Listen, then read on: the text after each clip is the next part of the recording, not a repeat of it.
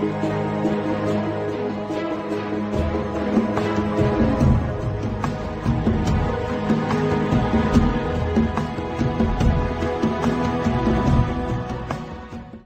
quatrième royaume. Le quatrième royaume, donc pour se rappeler un petit peu donc les royaumes, Babylone ici, ensuite les Médo-Perses, ensuite le royaume des Grecs, et maintenant nous arrivons ici donc aux jambes de fer. Voyez, nous allons voir quel est ce quatrième royaume. On va lire sur les biens dans Daniel chapitre 7. Daniel chapitre 7.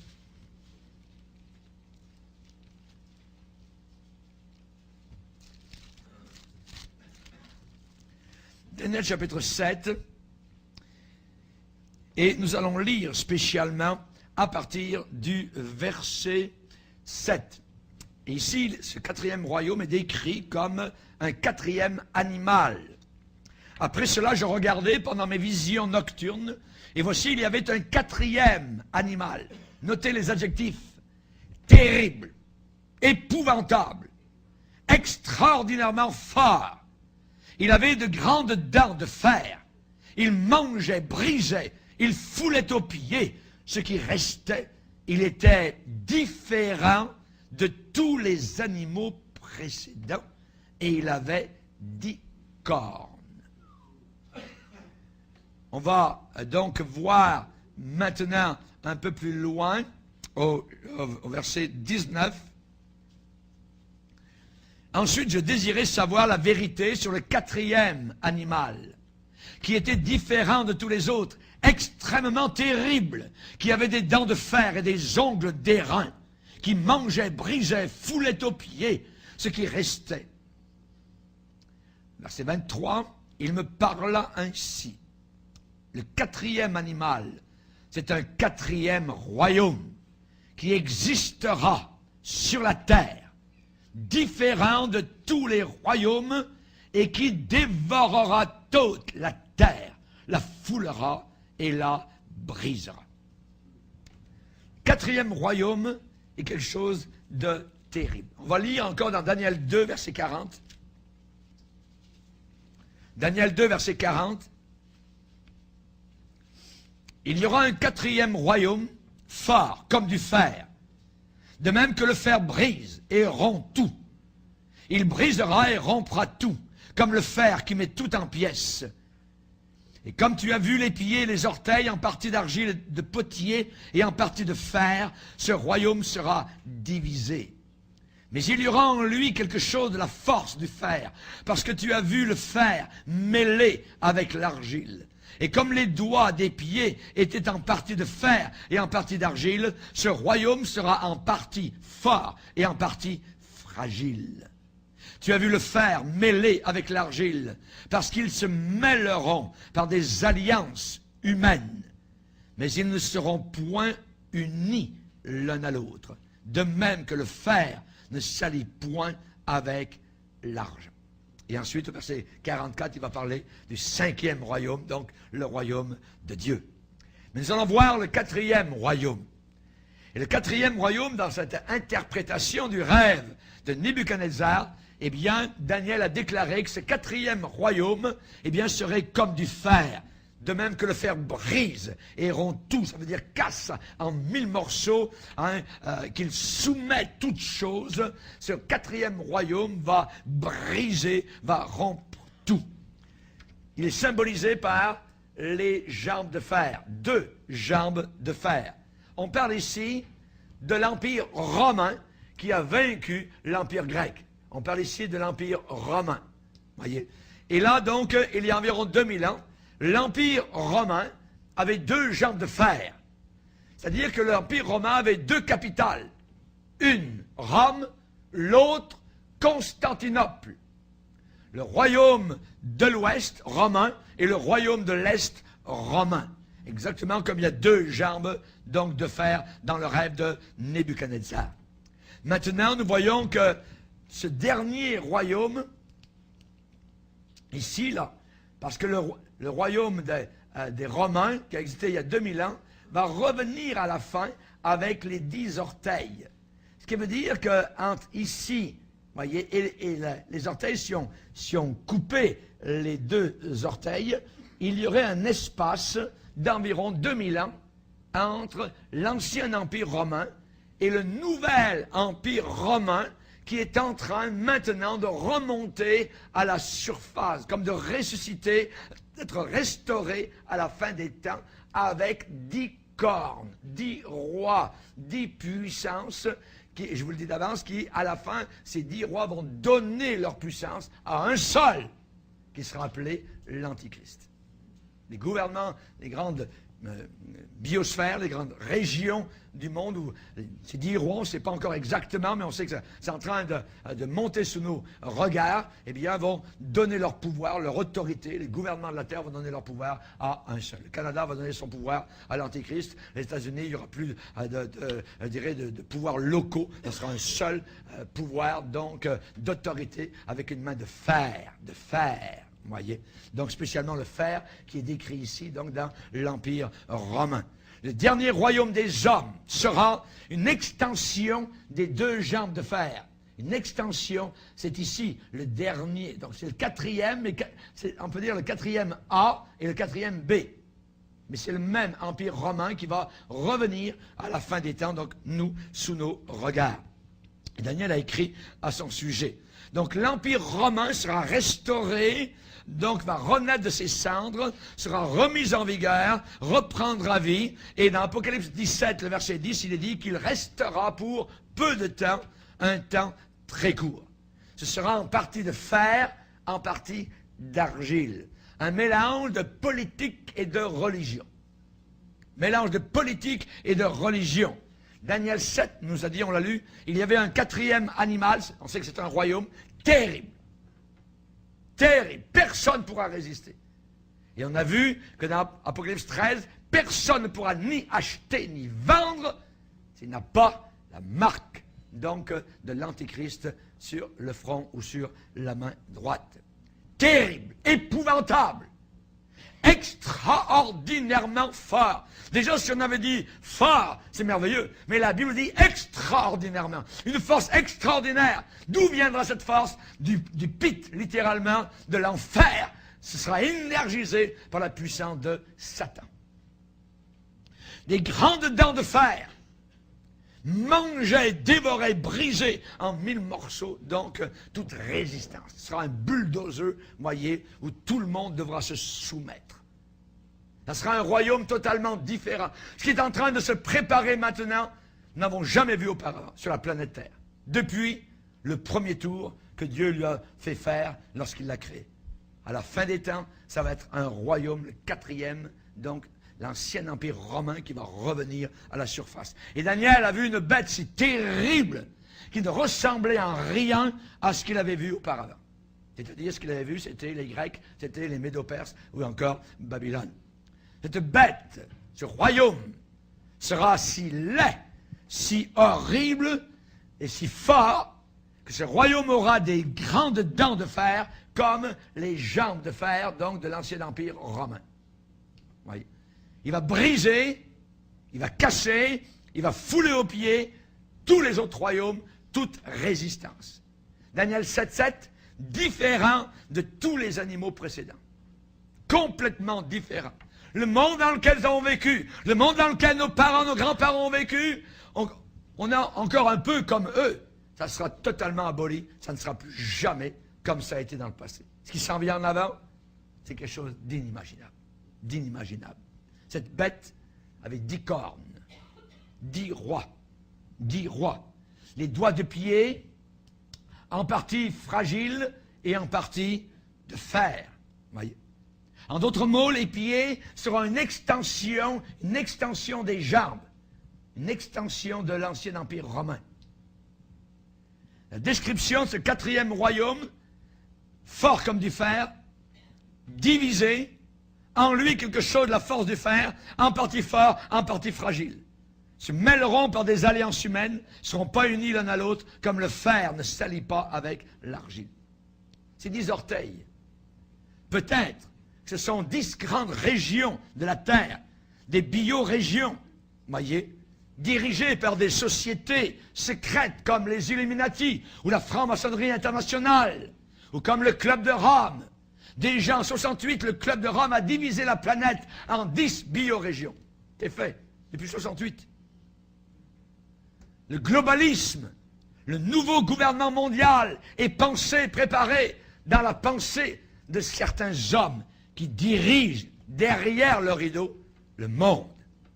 Les grandes finances de ce monde, les grands riches de ce monde, eux, dirigent. Les petits gouvernements qui sont des gouvernements puppets, vous voyez, des gouvernements, comment dire en français, marionnettes, vous voyez.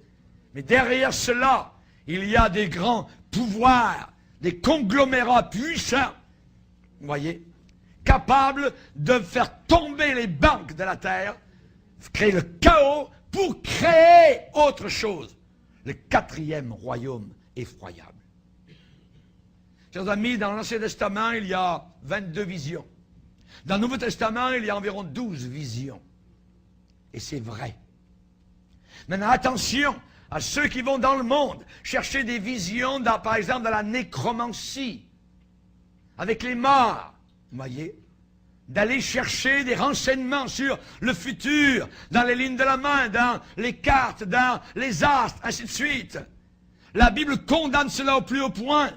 La Bible dit dans Lévitique 19, ne vous tournez point vers ceux qui évoquent les esprits, ni vers les devins.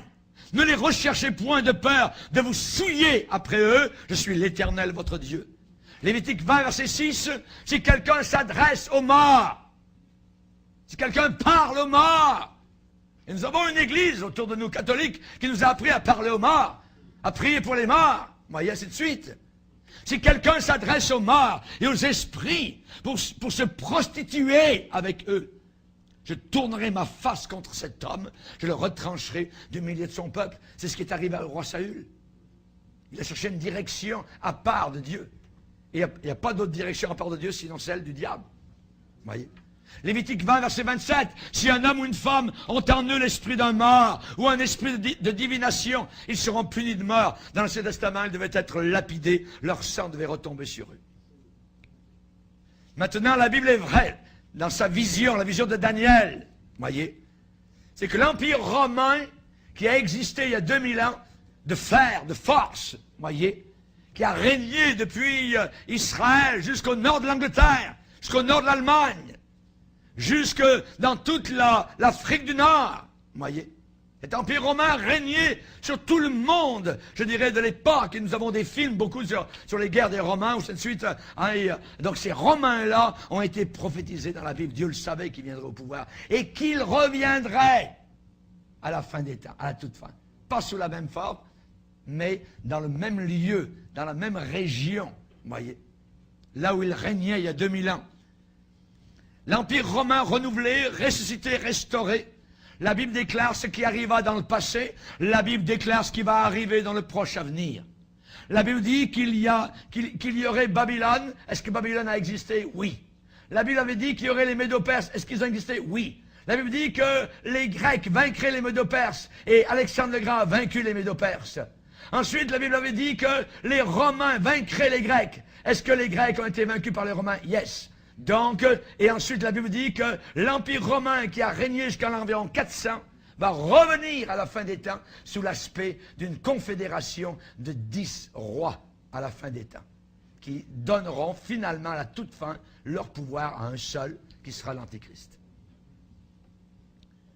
Chers amis, une fois que ce dernier royaume sera mis en place, sera au pouvoir, il régnera pour 1 heure, nous dit la Bible.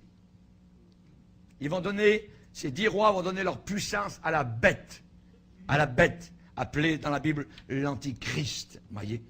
Apocalypse 17, versets 12 et 13, ces 10 rois ont un même dessein, ont une même pensée. Et ils donnent leur puissance et leur autorité à la bête, à l'Antichrist. Ce dernier va régner sur toute la planète Terre. Ce n'est pas uniquement une pensée ou un système, c'est quelqu'un, c'est un homme qui sera rempli de Satan lui-même en personne, comme Judas Iscariote a été, je dirais, pénétré par Satan. La Bible dit, Satan entra dans Judas Iscariote. L'Antichrist sera pire que Hitler. sera pire que tous les dictateurs que la terre a jamais connus. Il est dit qu'ils, ensemble avec l'Antéchrist, ils combattront contre l'agneau. Et l'agneau les vaincra. Alléluia! Gloire à Dieu. Pourquoi? Parce qu'il est Seigneur des Seigneurs, il est le Roi des Rois, et les appelés, et les élus, et les choisis, et les fidèles, et vous et moi, qui sont avec lui, les vaincront aussi. Nous sommes dus pour la victoire. Alléluia. Gloire au Seigneur. Merci Seigneur. Je vais vous lire un article dans le Wichita Eagle, un journal aux États-Unis. Depuis la chute de l'Empire romain, il y a toujours eu le rêve d'une Europe unifiée. Et nous sommes actuellement en train de voir un tout nouveau empire romain reconstitué. Même les reporters des nouvelles appellent l'Europe unie le nouvel empire romain. La communauté économique européenne, la CEE, vous voyez, elle est venue au pouvoir le 31 décembre 1992. Et le 1er janvier 1993, ces politiques ont commencé à prendre effet. Et jusqu'à encore récemment, l'Union européenne est considérée seulement, elle était jusqu'à présent considérée seulement comme une sorte de coalition de pays, une coalition politique. Mais maintenant, actuellement, des années après, vous voyez, après 92, eh bien maintenant l'Europe est passée d'un simple rêve économique à une réalité politique. Bruxelles, Strasbourg, il y a Monsieur Europe, élu pour quelques mois pour l'instant, voyez, mais c'est là-bas que les choses vont commencer à se passer. Le Kansas City Star a déclaré, je cite, « L'Euroman sera-t-il une sorte de Superman ?» Et l'article a continué en disant, la plus grande partie de l'Europe de l'Ouest va devenir une seule unité géante, économique, énorme et puissante qui va faire l'envie du monde entier. Les États-Unis, je vais vous le dire, vont descendre de plus en plus, ainsi que le Canada. Et c'est l'Europe qui est en train de monter. C'est prophétisé dans la Bible. C'est l'ancien empire romain, dans les mêmes localisations, voyez, dans cet endroit géopolitique où le premier empire romain avec les Césars ont vécu. C'est là-bas que ça va remonter. Et l'Antichrist va sortir de là-bas. Actuellement, ils ont une seule monnaie commune. Qui l'aurait pensé? L'euro. Même s'ils ont plusieurs langues différentes. Les Anglais, les Allemands, les Français, les Italiens, les Espagnols, les Grecs. Mais une seule monnaie. L'euro. Est-ce que ça marche? Est-ce que l'Europe domine l'Amérique? Oui. Oui. L'Amérique va-t-elle devenir deuxième classe à la remorque de l'Europe? Oui. La communauté européenne est sur le point de devenir la puissance dominante du monde entier. Ce sera, selon la Bible, l'Empire romain restauré. Le Northwest Magazine, je cite, a dit, l'Amérique va prendre la deuxième place derrière l'Empire romain renouvelé. Ils disent même l'Empire romain renouvelé.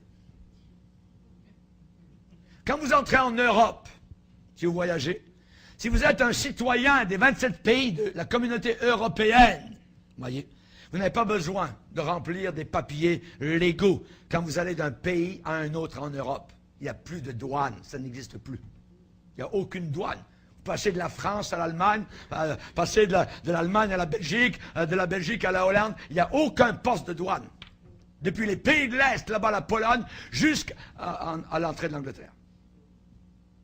C'est une seule communauté puissante de fer européenne, mais fragile en même temps. Exactement comme la Bible l'avait déclaré. Moi, étant né en Europe, j'ai un passeport non plus français, mais j'ai un passeport européen. tous les citoyens de la communauté européenne, des 27 pays de l'Europe, ont un seul passeport commun. Ce n'est plus le passeport français, le passeport allemand, le passeport... C'est fini. C'est fini. Une seule monnaie, l'euro. Il n'y a pas de douane, sans frontières. Alors qu'auparavant, ils se sont battus. Il y a des millions de personnes qui sont mortes à cause des frontières. Parce quand Hitler voulait envahir la Pologne, la Tchécoslovaquie, ou en disant, il y avait des frontières. Et les pays, la ligne Maginot en Europe est une ligne sur la frontière entre la France et l'Allemagne pour empêcher les Allemands de passer à l'époque. Vous voyez? Parce qu'il y avait des frontières. Il n'y a plus de frontières en Europe. Il n'y a aucun douanier. Dans toute l'Europe. Vous voyez? Imaginez. Si quelqu'un ne fait pas partie de l'un des pays du marché commun européen, lui, il est obligé de remplir une fiche d'entrée. Mais pas les autres. Forbes Magazine déclare il n'y a qu'une seule Europe et c'est une superpuissance. Passer de plusieurs monnaies à une seule, arriver à faire cela, c'est un symbolisme de puissance. C'est un symbolisme de puissance. Je vais en Italie, c'est des euros. Je vais en Allemagne, c'est des euros. Vous voyez? Dans tous les pays, donc, de l'Europe. Il n'y a qu'une seule économie en Europe unie. Et le journal européen continue en disant, et cela va probablement mener à un seul monde uni. Vous vous rendez compte? Ils sont en train de dire ce qui a été dit il y a 25 siècles. Ça a été un moment historique unique quand les leaders mondiaux se sont réunis à Londres pour faire quoi? Pour lancer la première, à l'époque, Eurobank, avec le nouveau, qu'on appelait l'euro-dollar. Et maintenant, ça fait déjà plusieurs années que ça marche en euros. Vous parlez du nouvel ordre mondial. On est en train d'y rentrer à 100 000 à l'heure. À 100 000 à l'heure. Sommes-nous proches, question, sommes-nous proches du nouvel ordre mondial prophétisé dans la Bible? Dieu qui connaît la fin depuis le commencement. Sommes-nous proches? Certains journaux d'Amérique du Nord annoncent le nouvel ordre mondial déjà. Un monde tout à fait différent de celui que nous avons connu dans le passé. On annonce actuellement en Amérique du Nord, Canada, États-Unis, que l'ONU va agir selon la vision de ses fondateurs.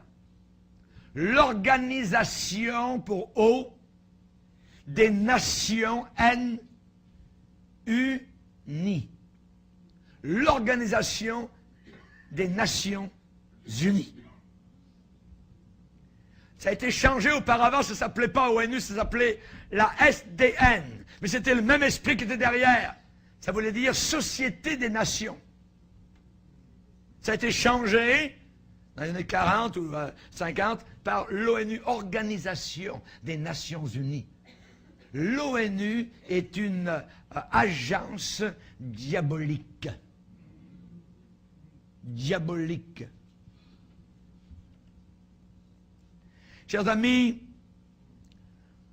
le nouvel ordre mondial, après la crise du Golfe Persique dans les années 90, le nouvel ordre mondial a commencé à faire surface, à émerger, comme étant le seul espoir de paix autour du monde. Et à l'époque, le président George Bush, j'en ai parlé au début, le père, dans la ville d'Helsinki, dans une rencontre avec Mikhail Gorbatchev, l'homme qui avait la tache sur le front, rappelez-vous? Un homme rusé, très rusé. Le Time Magazine rapporte que le 17 septembre 90, le président George Bush a déclaré en Finlande, à Helsinki, si les nations du monde continuent à agir ensemble de façon unie, nous pourrons alors mettre en place la pierre d'angle d'un nouvel ordre international qui apportera une paix que nous n'avons pas encore connue. Le titre de l'article, vous voulez savoir le titre de l'article? A New World, un nouveau monde. Bientôt là, est-ce une utopie? Est-ce un rêve? Non, non, on y est en train d'y entrer actuellement pour amener toutes les nations de la planète à un seul gouvernement. Et ils disent, la pensée est celle-là, c'est que si nous avons un seul gouvernement, et si nous tolérons toutes les religions, c'est pour ça qu'on a eu, les gars se sont baladés au travers du Québec pour les accommodements religieux, vous voyez? Ça, c'est des gens du nouvel âge. C'est des gens aussi qui travaillent pour ce nouvel ordre mondial. Et il dit, si nous avons un seul gouvernement, si nous tolérons toutes les religions, nous n'aurons pas de guerre. Ça va être la paix. Cette promesse est séduisante d'avoir le ciel sur la terre, voyez, et ça gagne beaucoup en popularité. Un ambassadeur de l'un des pays du marché commun européen, Howard Wilkins, a déclaré, je cite, « Nous ne reconnaîtrons plus le monde à cause des changements militaires, politiques en Europe. Une fois que ce sera vraiment uni, ce sera aussi grand et même plus grand que les États-Unis en termes de pouvoir de marché. » Il a raison. Il a raison. Bientôt, nous ne reconnaîtrons plus le monde. Regardez-le bien. On est encore dans l'ancien monde. Ça va tout changer. Ils vont créer le chaos, la peur, des peurs créées de toutes pièces, des banques qui tombent, toutes les pensées, voyez, pour ensuite, après le chaos, créer l'ordre avec de nouvelles lois, avec de nouvelles réglementations pour la supposée sécurité des citoyens. On y arrive, on y arrive. Voyez. Quelqu'un qui est un observateur authentique et vrai doit admettre qu'actuellement les États-Unis d'Amérique sont en décadence. C'est la décadence. Mais il y a une nouvelle superstar actuellement qui est en train d'entrer en scène. L'Europe unie. 27 pays unis ensemble. Daniel a dit comme du fer, des ongles d'acier. L'Empire romain restauré, renouvelé, ressuscité, exactement comme la Bible l'avait déclaré. Le marché commun européen dit aux nations industrialisées, « Hey, vous là-bas, les Américains, les États-Unis d'Amérique, vous êtes en déclin, vous êtes en décadence. Si vous voulez regarder vraiment vers l'avenir, vous êtes mieux de vous aligner avec le marché commun européen. » Le marché commun européen est en train de devenir le siège, la base, le QG, le quartier généraux actuel de la puissance mondiale. La fédération mondiale à venir. C'est pas d'aujourd'hui, ça a été pensé il y a longtemps. Un homme appelé Tennyson, il y en a beaucoup d'autres, mais je cite un, qui est un poète anglais, a écrit en 1842, ça fait longtemps, 1842, un poème intitulé Locksley Hall. Cet homme développait dans ce poème sa vision pour l'avenir. Un avenir où toutes les guerres auraient cessé.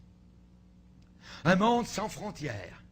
Un monde où le monde entier serait réuni dans ce qu'il a appelé le Parlement de l'homme, la fédération du monde. Fédération mondiale. Beaucoup d'hommes puissants dans notre monde ont pris cette vision à cœur et ont œuvré pour réaliser l'instauration d'un gouvernement mondial. Edward Bellamy a pris position pour le socialisme et la venue d'un gouvernement mondial. Il a écrit un livre, Looking Backward. Regardez en arrière. Il l'a écrit en 1888. C'est l'histoire de quoi? C'est l'histoire d'un jeune homme qui s'endort. Et après avoir bu un breuvage narcotique, en 1887, il se réveille à l'an 2000. Et voici les événements qu'il rapporte, je cite. La nation forma une corporation unique, très grande, à l'intérieur, de laquelle durent s'absorber toutes les autres. Cette nation devint la seule et l'unique patron. Cette nation devint le seul capitaliste. Cette nation devint le monopole final qui engloba tous les anciens monopoles, les grands et les petits, les monopoles de profit et d'économie dont tous les citoyens eurent leur part. Ça, c'était sa vision à lui. Mais il a vu un monde uni, une économie unie. Le monde prend-il aujourd'hui cette direction? Oui. Actuellement, nous vivons une grave crise économique. Actuellement, il y a un potentiel de faire sombrer le monde dans le chaos. Il y a même un potentiel actuellement de faire tomber des États. Des États peuvent faire faillite. Le Canada peut faire faillite. Si les États-Unis faisaient faillite, déclarent faillite. Actuellement, le respect de l'ordre et de la loi sont en train de se désagréger. Vous avez juste à regarder à la jeune génération. Ils se foutent complètement de père, mère, grand-père, capable de tuer les vieillards, capable de tirer sur des policiers. S'en foutent complètement.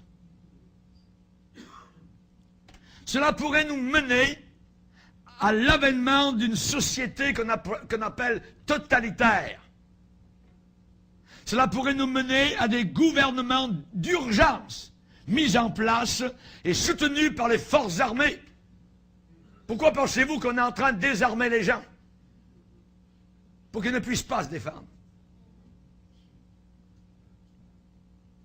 Et il y a dans la loi américaine, il y a une notion où il est marqué que les gens aux États-Unis peuvent avoir des armes chez eux, au cas où le gouvernement viendrait les prendre ou les tuer, que ce soit, que les citoyens américains puissent se défendre. Ça, c'était les pères des États-Unis qui avaient écrit ça. Mais actuellement, nous voyons un désarmement. Si vous désarmez la population, qui va vous défendre? Personne. Uniquement la police militaire établie par un gouvernement antichrist. Cela pourrait nous mener à des gouvernements d'urgence mis en place, soutenus par des forces armées pour rétablir supposément l'ordre. Cela pourrait nous mener à un rassemblement de nations dans laquelle les leaders mondiaux réclameraient quoi? Une solution internationale à des problèmes internationaux pour sauver le monde. Mais c'est eux-mêmes qui ont créé le chaos. Ça pourrait nous mener à une société de totalitarisme, un gouvernement global qui ne pourrait jamais être révoqué par les votes de ses citoyens. Terminez l'histoire de voter. Un gouvernement global ne pouvant pas du tout être révoqué par les suffrages de ses citoyens. Il est intéressant de constater actuellement la structure économique des sociétés.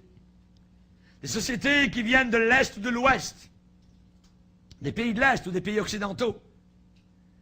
Et toutes ces sociétés, cette structure économique est en train actuellement de se rassembler de plus en plus. Il y a des bouleversements actuellement dans l'ancien bloc de l'Est. Rappelons-nous, c'est pas très loin, en 91, la fin de l'Union soviétique. Qui l'aurait cru? Nous avons vu le mur de Berlin tomber, voyez, je pense que c'était en novembre 89. Plusieurs pays précédemment communistes de l'Europe de l'Est ont rejoint quoi? Qui? L'Union européenne. Les pays de l'Est, la Pologne, la Roumanie, et ainsi de suite, sont dans l'Union européenne. Et la Russie est restée Russie. La Chine a tourné le dos au maoïsme, Mao Tse-tung, la révolution qui a fait des millions de morts. C'est pas très vieux, cela. C'était dans les années 60. Je m'en rappelle très bien, où tous les jeunes avaient le petit livre rouge de Mao, les pensées de Mao. Quand j'ai été sauvé, moi j'ai demandé une Bible rouge. Ma vie avait été transformée, pas par Mao, mais par le Seigneur Jésus-Christ. Alléluia!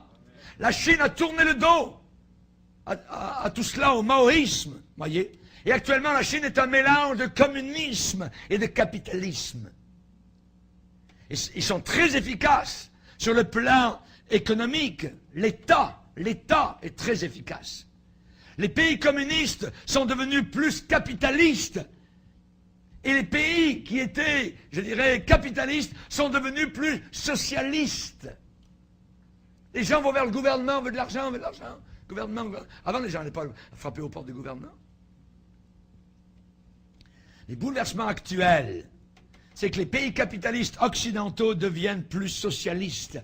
Et les gouvernements sont en train de s'immiscer, de se glisser, même dans la gestion des banques. Ah, on touche au nerf. On touche au nerf. C'est la première étape vers une direction de l'économie par l'État. Tout à l'heure, on va vous dire quelle sorte de voiture vous pouvez acheter. On va vous dire quelle sorte de maison. Il n'y aura plus bientôt de liberté. Les libertés, nous les perdons année après année. On a des hommes et des femmes qui sont morts pour les libertés, mais on s'en fiche. On ne regarde plus cela. Et nous les perdons totalement. C'est la première étape vers une direction de l'économie par l'État. Comme pour la Chine et la Russie. Un rapport récent, je vais vous citer, du National Intelligence Council aux États-Unis, et le titre de l'article, c'est « Tendance mondiale », Global Trends. Ouais. Tendance mondiale, un monde transformé. Je cite, « Aujourd'hui, la richesse ne se déplace pas seulement de l'ouest vers l'est, mais elle a aussi tendance à se concentrer de plus en plus sous une gestion étatique, ça veut dire de l'État.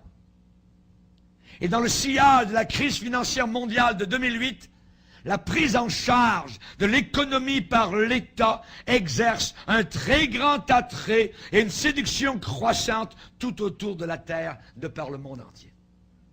Les gens veulent remettre au gouvernement, voyez, leurs choses.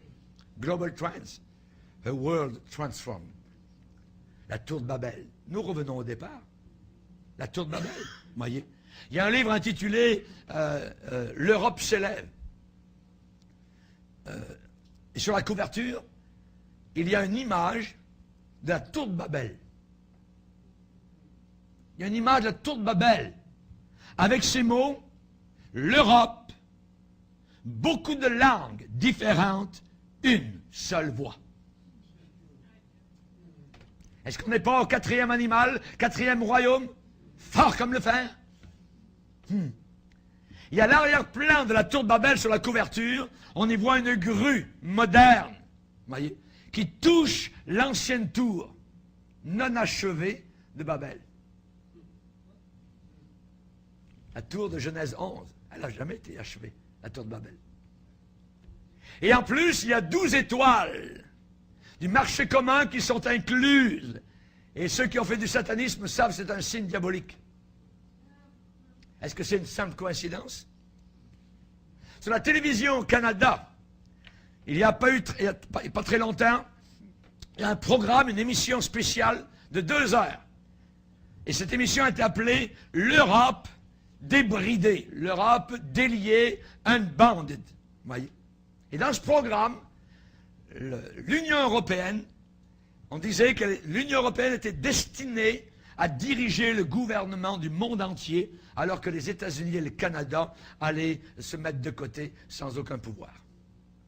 Et pendant le programme, on a vu certains symboles de l'Union européenne, incluant la fameuse tour de Babel et l'image d'une femme. Pourquoi ces 2 symboles sont importants? Selon la parole de Dieu, la dernière puissance mondiale en politique, en partie de fer, en partie d'argile. Que représentent ces 2 éléments?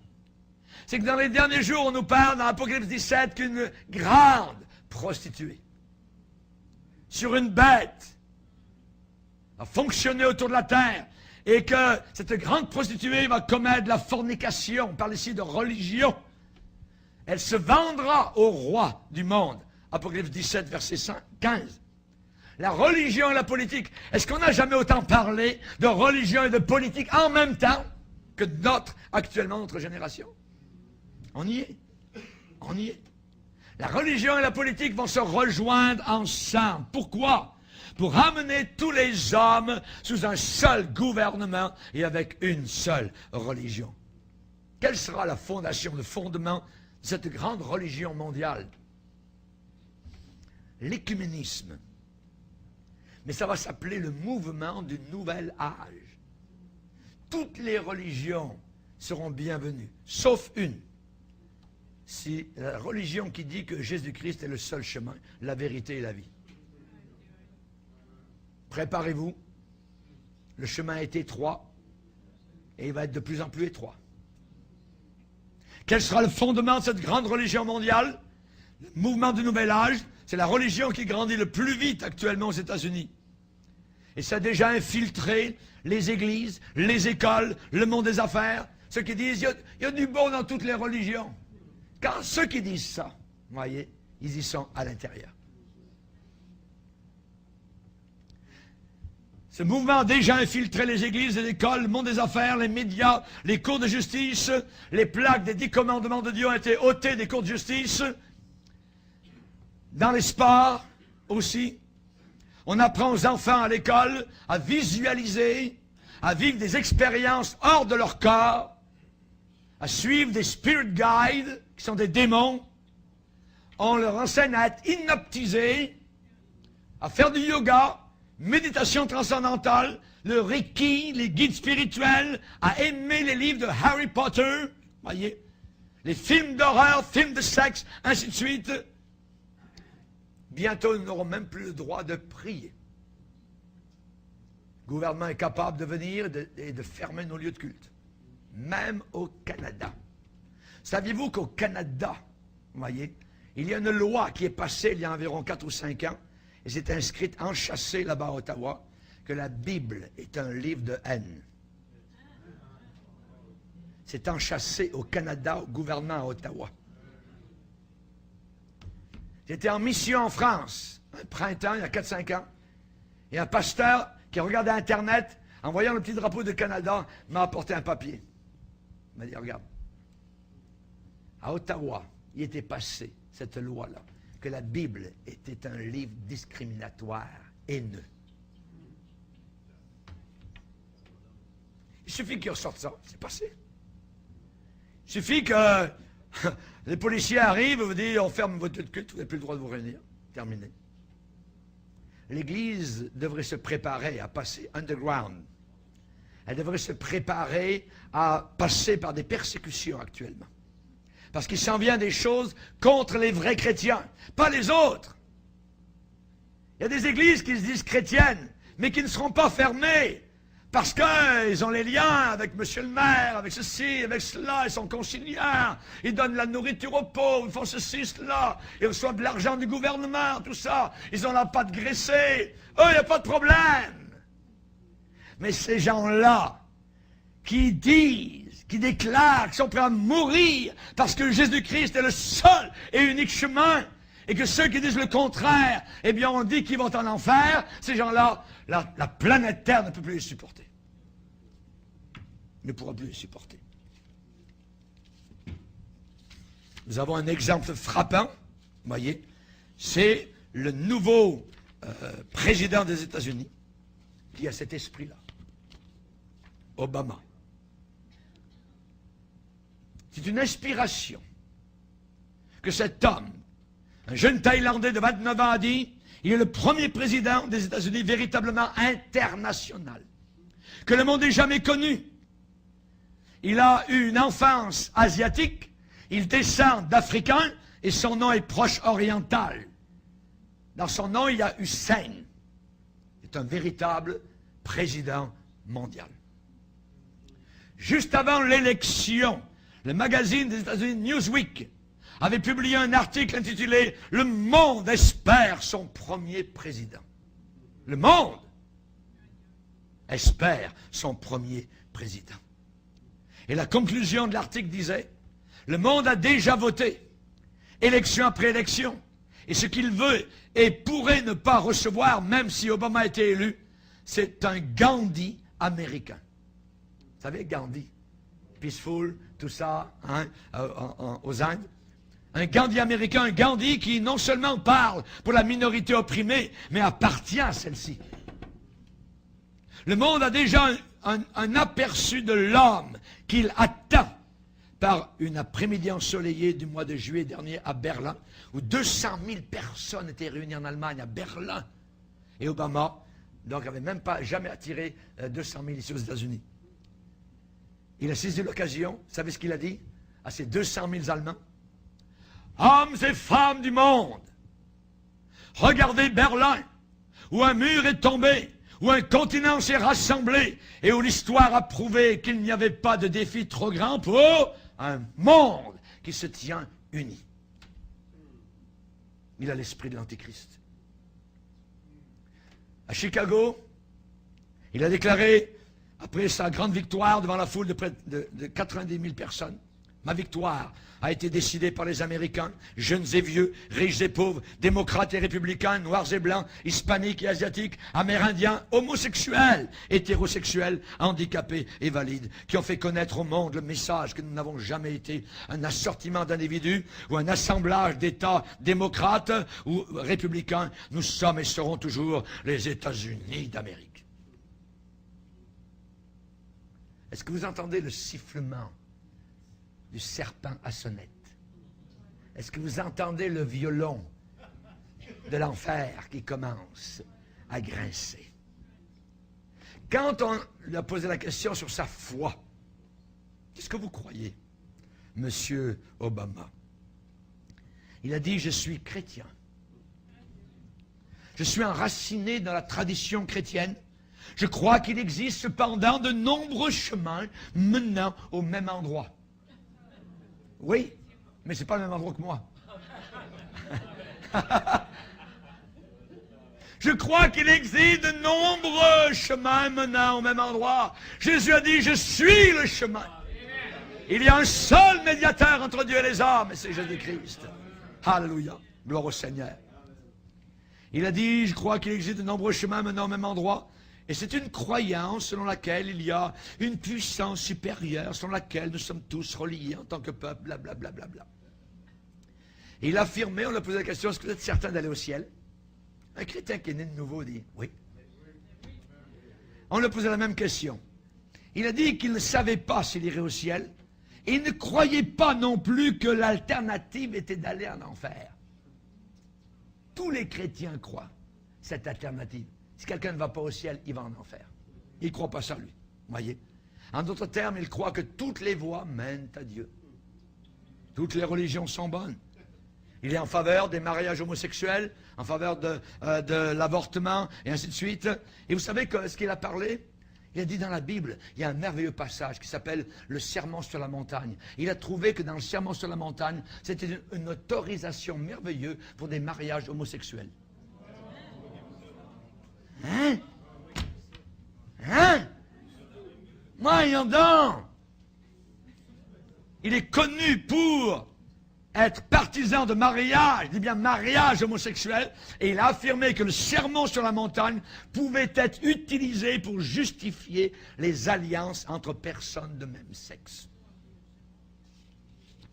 S'il n'a pas l'esprit d'Antéchrist, je demande qui l'a, vous voyez? Tour de Babel. La tour de Babel, vous voyez. Chers amis, le présent mouvement d'unité, il est caché derrière le mouvement du nouvel âge. New Age. Ça, c'est le plan de l'Antichrist et c'est le plan de Satan. Et afin de comprendre comment on peut tromper le monde pour qu'il croie des mensonges dans cette religion satanique, il faut retourner où? Retourner à la tour de Babel. Là où le nouvel âge a eu son commencement, là où le nouvel âge a eu ses premiers balbutiements, là où le nouvel âge a eu ses premiers, je dirais, débuts, c'est à la tour de Babel, Genèse, chapitre 11. Un peuple sans nom a construit, a bâti une grande ville dans la plaine de Shinéar. Bâtissons-nous une ville. Bâtissons-nous une tour touchant le sommet du ciel. Faisons-nous un nom afin que nous ne soyons pas dispersés sur la face de toute la terre. Ces gens-là étaient terriblement intelligents. Terriblement intelligents. Ils parlaient une seule langue commune. Et aujourd'hui, nous parlons le même langage. Auparavant, il y a 30 ans, quand nous voyageons pour des missions avec mon épouse dans différents pays de la terre, complètement différents. Les vêtements étaient différents, le langage était différent, la nourriture était différente. Maintenant, vous pouvez aller dans n'importe quelle jeunesse tout autour de la terre, c'est la même chose. Le même langage. Ils se parlent jour et nuit, par Internet, tout autour de la terre. Tout autour de la terre. Les gens de Babel étaient terriblement intelligents, ils parlaient une seule langue commune. Rien ne leur semblait impossible. Ils étaient ingénieux. Ils ont commencé à ériger une immense tour dont le sommet touchait le ciel. Et pour eux, c'était une sorte d'hôtel à leur propre intelligence, appelée Babel. Le mot Dieu est là, Hel. Nous, chrétiens, nous connaissons El Shaddai, Daniel, El Elyon, Israël, Emmanuel, Babel, Babel. Babel, ça veut dire la porte de Dieu. La porte de Dieu. Leur idée était de construire une tour à Dieu pour arriver à lui, pour l'atteindre, pour le toucher. Et ainsi, eux-mêmes deviendraient des dieux. Exact. C'est le mensonge de Satan. Quand il a dit à Adam et Ève dans le jardin d'Éden, vous serez comme des dieux. Le nouvel âge, c'est ça. Et vous allez dans la librairie des livres, je suis Dieu. Shirley MacLaine arrive au bord de l'océan, elle dit je suis Dieu. Quand vous voyez des gens avec la forme du lotus, voyez, c'est des gens de nouvel âge, des gens diabolisés. Vous serez comme des dieux. C'est la religion de Nimrod, la religion de Babel, qui enseignait que nous sommes tous des dieux. Il y a un article du Wall Street Journal, sur l'ancienne tour de Babel. Et cette tour de Babel, imaginez, des gens de la finance parlent de la tour de Babel. Mais cette tour de Babel, à leurs yeux, ils la présentent dans le journal comme une parabole, un mythe, une fable. Et je cite l'article. Babel, ou porte de Dieu, ça ils le savent, c'est drôle, porte de Dieu. C'est Dieu en personne qui descendit et marcha dans les rues de leur ville. Et il vit leur projet de construction. Cette race arrogante le mit en colère. Dieu passa sa main sur la ville, la maudit, et alors qu'auparavant, une seule langue était parlée, maintenant, soudainement, des centaines de langues différentes. La confusion régna, plus rien n'était possible.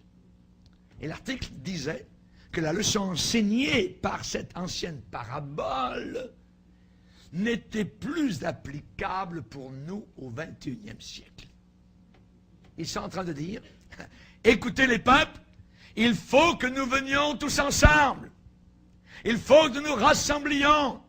Vous avez compris? Si vous pouvez arriver à nous placer ensemble, à tous nous unir, à arriver en accord, à parler un même langage, à avoir un seul gouvernement unique, une seule religion unique, rien ne nous sera impossible. Ça sera la paix sur la terre. On aura amené le paradis sur terre. Pauvres nigauds. Pauvres idiots. Apocalypse 17 nous dit que dans les derniers jours, il y aura une prostituée qui sera assise sur une bête et qui ira dans le monde entier, partout dans le monde. Elle représentera une religion qui rassemblera tout le monde ensemble. Cette grande prostituée sera un système religieux de la fin des temps. La Bible l'appelle l'apostasie. Beaucoup de chrétiens que vous voyez aujourd'hui en train de refroidir, que vous voyez aujourd'hui en train de tiédir, sont des gens qui se dirigent vers cette religion. Religion facile, pasteur facile, jamais condamné, on ne prêche jamais contre le péché, et on condamne, on met le doigt sur ceux qui prêchent correctement la parole de Dieu, en disant, ça c'est des légalistes, ça c'est des méchants, il ne faut pas les suivre. Cette religion, ce système religieux faux d'apostasie, ira autour du monde, aux quatre coins de la terre, rassemblera les gens de tous les peuples de la terre en un seul peuple. Rappelons-nous que le pape a pris un jour entre ses mains le Coran et qu'il l'a embrassé. Il rentre dans les lieux de culte des musulmans, il n'y a aucun problème. Voyez, la Bible dit très bien à la fin, il y a une petite page, la dernière page, que celui qui ajoute quelque chose, ou quiconque retranche quelque chose, sa vie sera retranchée là-haut, de l'éternité. La Bible dit que cette femme prostituée sera montée sur une bête. Et ce que nous voyons actuellement, c'est que régulièrement sur des éditions de journaux en Europe, on voit une déesse romaine appelée Europa, montée sur une bête comme étant l'un des symboles officiels du marché commun.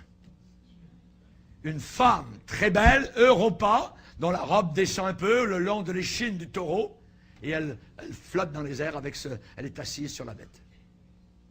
Est-ce que c'est un hasard? Un accident? Non, non, non, pas du tout. Voyez? L'un des premiers timbres postals qui a été mis en circulation en Europe pour l'utilisation de tous les pays du marché commun, les 27, la déesse Europa était assise sur le dos d'un bœuf, d'un dieu, demandant à ce qu'elle soit adorée. C'était ça sur le timbre d'Europe. C'est une image exacte d'Apocalypse 17. Exact. Voyez. Et la Bible dit que lorsque l'Europe arrivera finalement à obtenir cette position, elle aura tout pouvoir, économiquement, politiquement, religieusement. Dieu a déclaré en ce temps-là, je hâterai ces choses. Je hâterai ces choses. Ces choses vont aller vite, voyez, maintenant. Pourquoi? Parce qu'à ce moment-là, eh bien, ça sera un temps très court, un laps de temps très court, où tous ces pouvoirs, ces 10 rois, vont arriver sur la planète Terre pour finalement donner leur pouvoir à un seul, appelé l'homme de Satan. Avant cela, il y a une disparition de la planète Terre. Les gens qui ont tous un dénominateur commun, marqué par le sang de Jésus, disparaissent en un instant, en un clin d'œil, le sang de la gloire avec Jésus-Christ. Alléluia! Que Dieu soit glorifié, que Dieu soit béni. Alléluia! Le nouvel ordre mondial régnera seulement 1 heure et transférera sa puissance, son pouvoir, sa force à la bête. Daniel 8, 19, il y aura un temps marqué pour la fin.